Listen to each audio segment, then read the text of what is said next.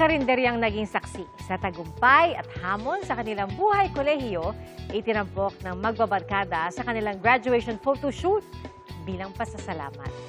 Ating saksihan.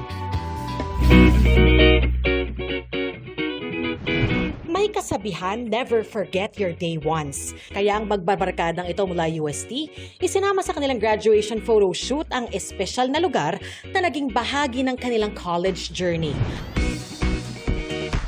Ang paborito nilang karinderya. Discover namin yung eatery back when we were second year kasi ang daming kumakain. Ayun, tinry namin and ever since, naging go-to na talaga namin siya. Naging saksi raw ang karinderya sa mga hamong pinagdaanan, mapa-hell week man o masayang araw. Bukod sa pagkain, hindi raw nila makakalimutan ang mga ate at kuya sa likod ng karinderya na nagsilbi ring kanilang tahanan. Sana alam nyo kung gaano kadaming estudyante ang binuhay nyo. Thank you for being our home, away from home.